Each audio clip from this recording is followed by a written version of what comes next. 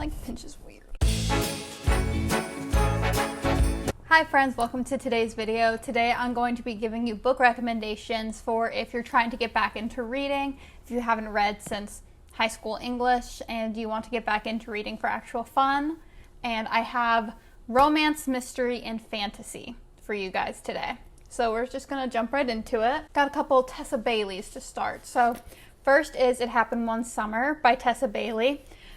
This is her first book that I ever read, and it is so cute. It's about Brendan and Piper, and Piper's like a socialite, like rich girl, and she gets in trouble for throwing a party and the police come, so her stepdad sends her back to her biological father's hometown to run his bar and like get it ready to sell as like a punishment, I guess.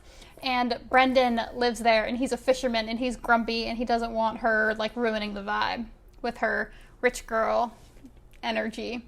But it's so, oh my gosh, it's actually so good. They're so cute. I love a He Falls First. Next is also a Tessa Bailey. It's a pretty short one. My Killer Vacation.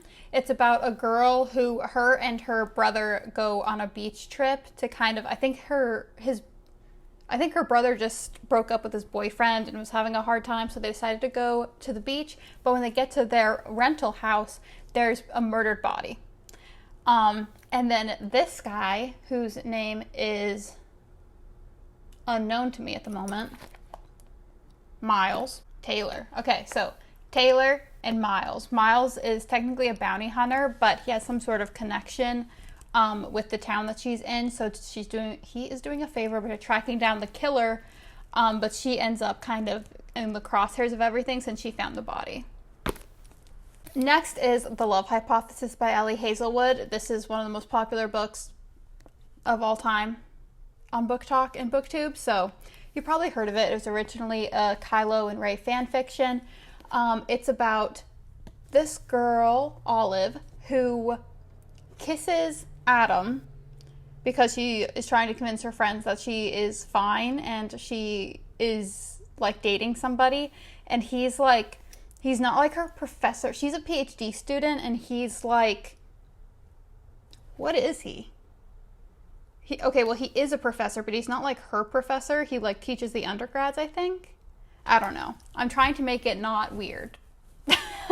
But they end up fake dating because she wants to prove to her friends that she's fine, everything is fine, and he wants to prove to the university that he has no intention of moving to Harvard next year so that he doesn't get his grant taken away. Beach Read by Emily Henry. Need I say more? This is one of my favorite books that's ever been written, ever. It's about a girl whose father dies and leaves her the beach house, so she goes and she's going to stay there to write her book and prep it for being sold. And her next door neighbor is a guy named Gus, who was her academic rival back in college. And they make a deal that she's going to try to write like a literary fiction mystery thriller type of thing, and he's going to try to write a romance, so they're swapping genres. And they make like a bet that whoever wins, the other person has to like promote their stuff. Next we have Love in Other Words by Christina Lauren, which is by far their best book ever. This is about a girl named Macy and a boy named Elliot. It's separate timelines. What is that called? Dual timelines? I don't know. So we follow them when they were like in high school and falling in love, and then we follow them 10 years later. Many years later, they run into each other again, and oh god, I'm not gonna cry about this. Okay, here's what we know. We know going in that Macy and Elliot were in love in high school, and something happened. It seems that he did something, and they broke up, but we don't know what it is. We don't know why they broke up, and he's like trying to win her back now that it's like 10 years later, and they have not spoken in those years. Next we have Flawless by Elsie Silver, which is the first in the Chestnut Spring series. Either of her series are perfect for starting again. This one is my favorite book that she has written. It's about Rhett and Summer. Rhett is a bull rider who is on the verge of getting canceled because he said something about like not liking milk, and his hometown is known for like milk. It's a whole PR situation. Leslie, see what she can do to minimize the press. And so Summer is his agent's daughter, and she's kind of babysitting him. She's like kind of the PR girl babysitting him, following him around on his like tour of bull riding to keep him in line, and they fall in love, and it is, oh my gosh, it's so, so good. Last romance is November 9th by Colleen Hoover. Honestly, any Colleen Hoover book is really good if you're getting back into reading because they're very easy, quick reads with like an engaging plot. I picked this one. I'm not really sure why I picked this one over the other ones. I think just because it's a very like simple to follow plot and it's quite short. But basically, a boy named Ben and a girl named Fallon meet each other, and it's the day before she's scheduled to move across the country to New York. They both live in LA at the moment, but she's quite literally about to get on her plane to move. They meet each other, they spend like the day together, and they decide that they're going to meet up every year on November 9th. And that's all the information that I'm really going to give you. It's crazy because when I think back on it, the plot is so much bigger than that. Like, that is barely part of the plot at all, to be honest, but that's the basic premise, and it's very, very good. Now we're going to move on to mystery. This is a YA mystery called The Inheritance Games by Jennifer Lynn Barnes. It's about a girl named Avery who is in high school, and she is just working hard trying to get a scholarship, but then randomly a billionaire Tobias Hawthorne dies and leaves her basically his entire fortune. The only catch is that she has to live in his mansion, which is also lived in by the entire family that kind of got screwed over by this, including the really hot sons. So, oh, so good. It's so good. This is, I consider it a trilogy. There's a 3, and then there's like a prequel that I haven't read, and then there's like a 1 that's a jump in the future, I think, that's going to come out, but it's one of those trilogies where the first is still the best. Next, we have All Good People Here by Ashley Flowers, who does Crime Junkie. This is about a girl. Let's refresh. What is this?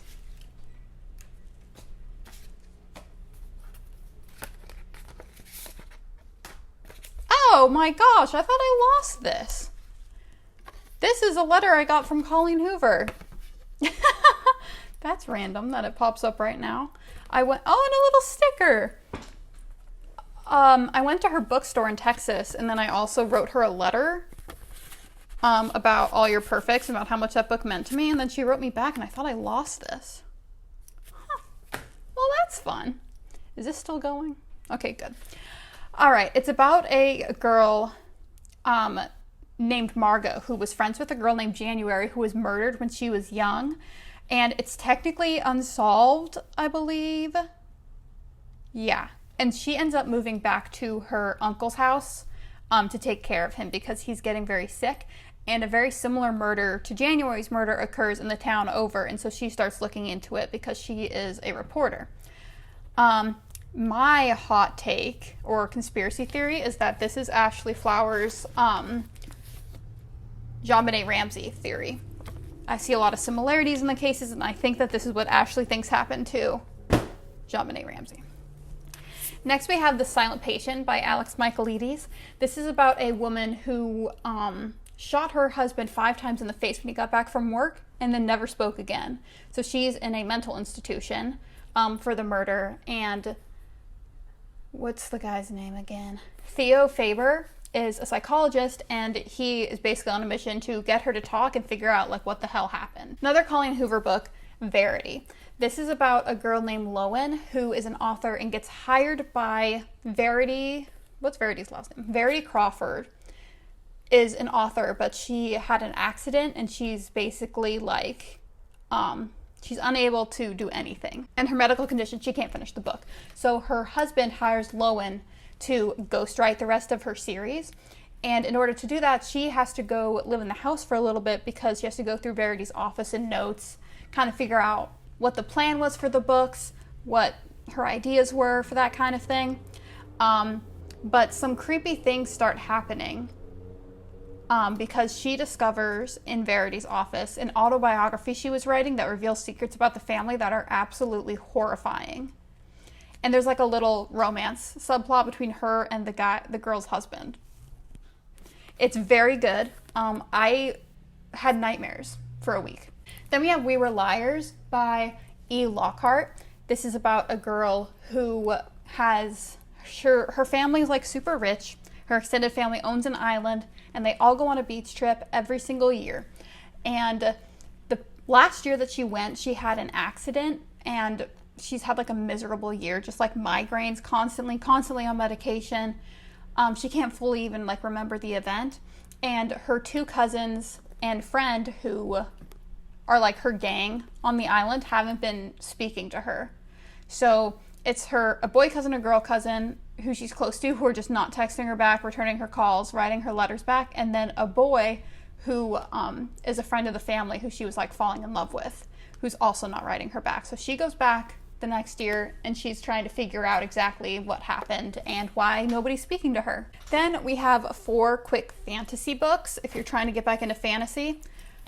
Percy Jackson and Harry Potter, I'm always going to say to read these. I also just realized that Harry Potter is shorter than the first Percy Jackson book, which is kind of shocking.